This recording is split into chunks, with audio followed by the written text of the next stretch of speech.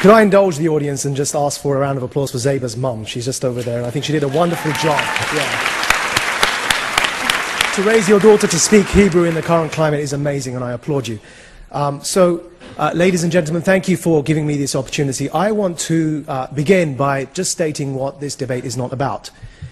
This debate is not about making excuses for terrorism. Basically, my career is to challenge extremism and terrorism in the West and also in Muslim-majority countries. I've just flown right in from Pakistan, where I've been building the foundations for the first nationwide social movement to challenge extremism and promote democratic values in Pakistan. And I'm proud to announce that just today we gained our 10,000th member on Facebook. So this debate is not about making excuses for suicide bombers, even inside Israel. We make no apologies and no excuses on this panel for terrorism, for extremism, and for people who kill innocent civilians, including inside Israel.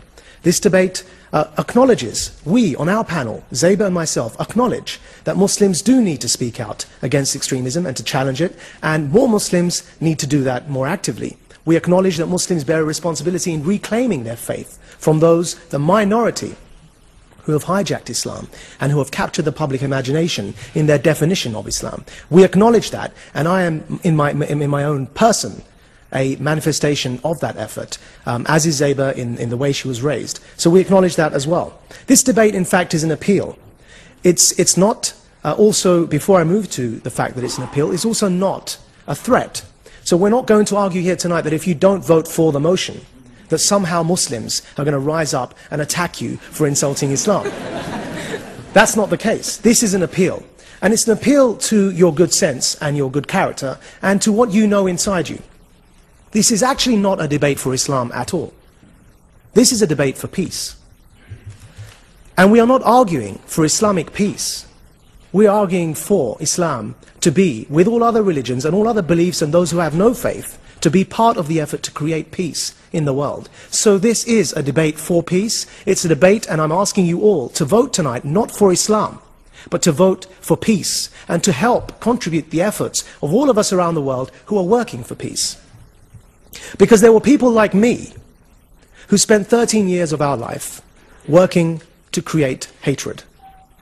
I used to believe that Islam is not a religion of peace. In fact, I used to believe that Islam mandates war. I used to believe and propagate across the world, in more than 3 countries, that Islam mandates war and mandates the creation of a state that will have at its heart of its foreign policy, a policy to create conquest. I called it jihad.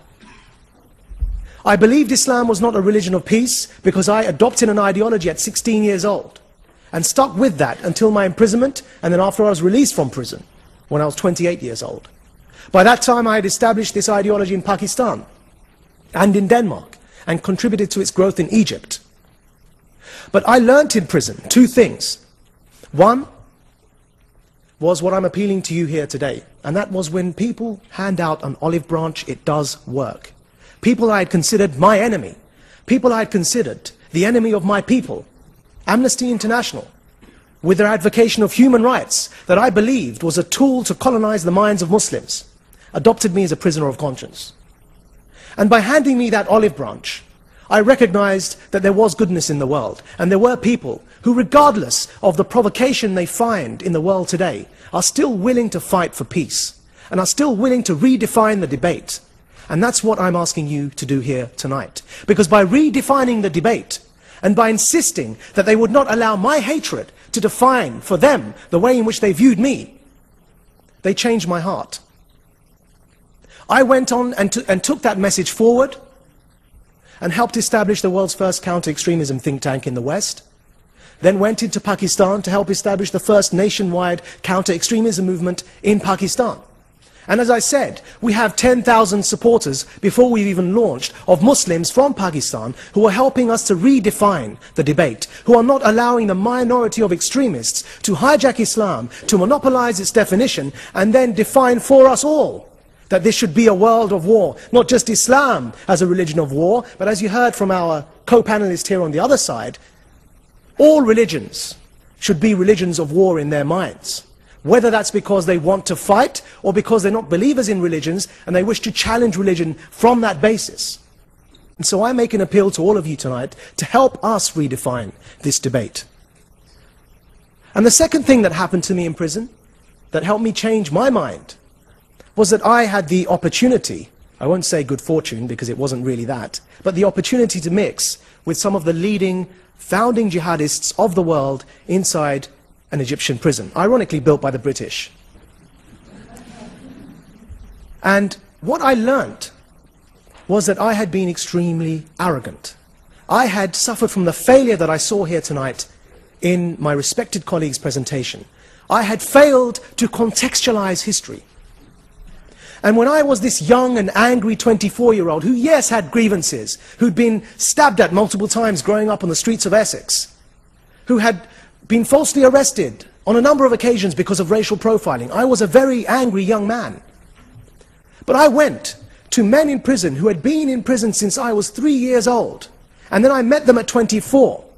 And they had abandoned their previous terrorist ideology, and I had the arrogance to try and convince them that they had sold out, that they didn't understand that true Islam was a religion of war. And they said to me, young lad, come and sit down, we'll tell you a story or two. And over the course of the 4 years, after having learnt Arabic, after having memorized half of the Quran, after having studied the theology, though myself not being too much of a religious man, I came to the conclusion that Islam had been hijacked and abused and politicized by something that I now refer to as Islamism, the modern ideology that owes more to post-World War I European fascism than it does to the traditions of Islam. And these former jihadists, among them the assassins of Egypt's former president, Anwar Sadat, who was killed in 1981, they had come to the same conclusions. And so I appeal to all of you as my time runs out, there's much more to say, to vote to help us all to redefine this motion, to redefine this world, because only by refusing to accept the paradigms that we find imposed upon us can we refute change. And that's exactly how the civil rights movement in America tackled this issue when they were faced with such situations in the past. Thank you for your patience and thank you for your time.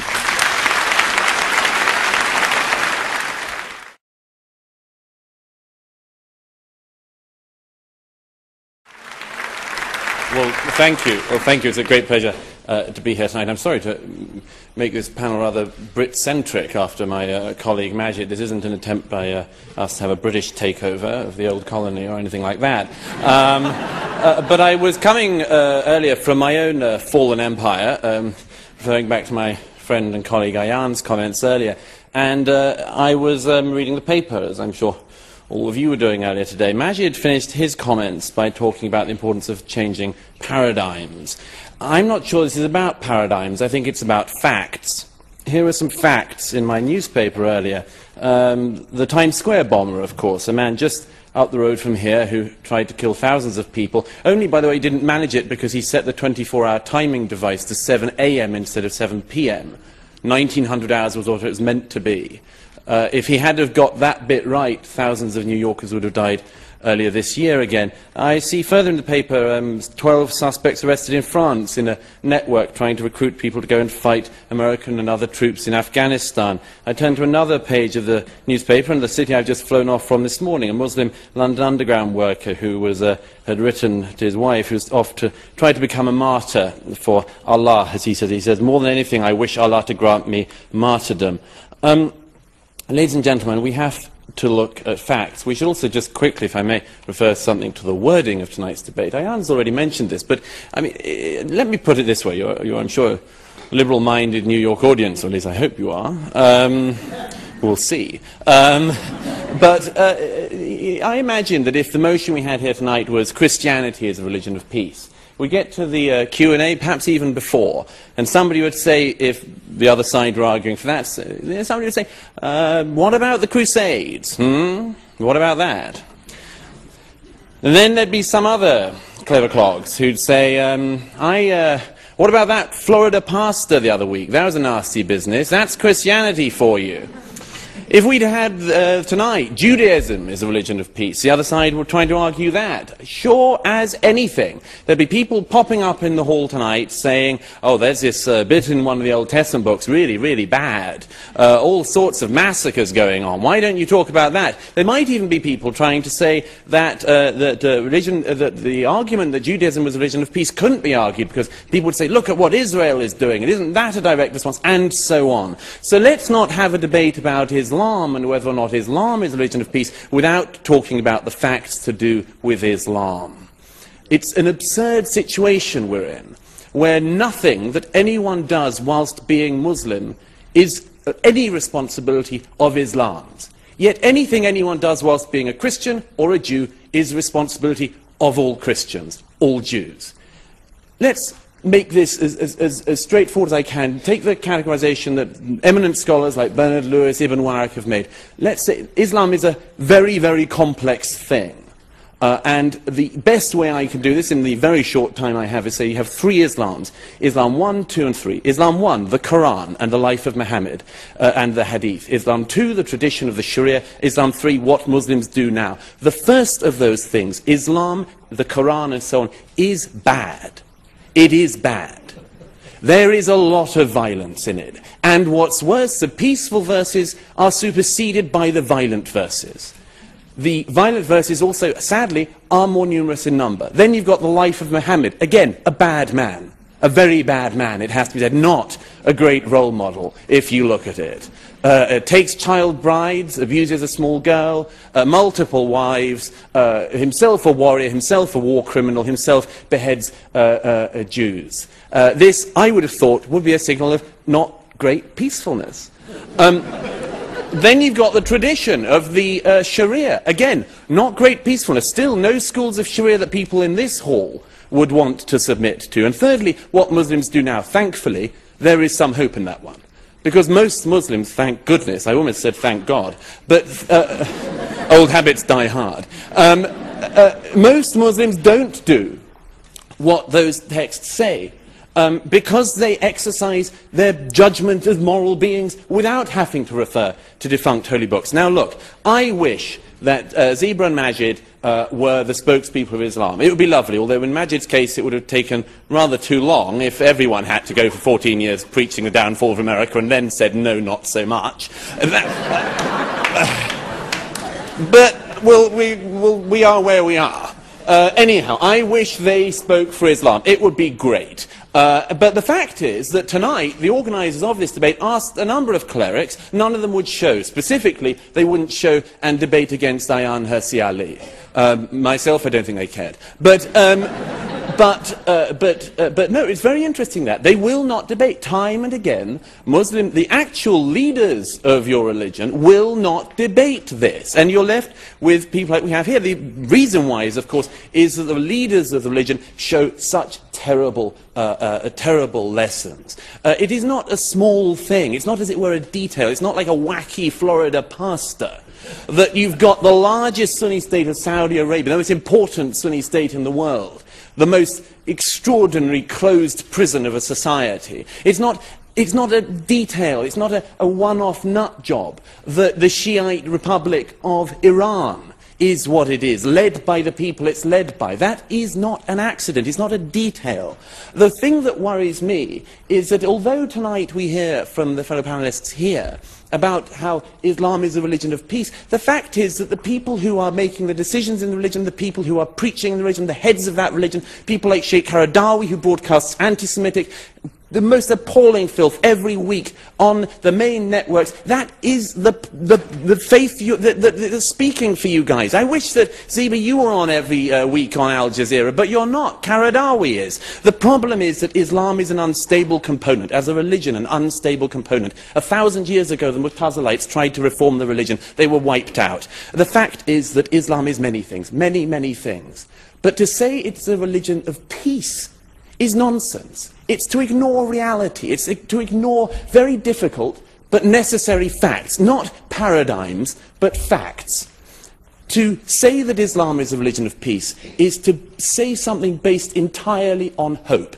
It's to elevate a hope into truth. And I hope, as you all know, history teaches us that's a very bad thing to do. Thank you. Thank you, Dr. Snow.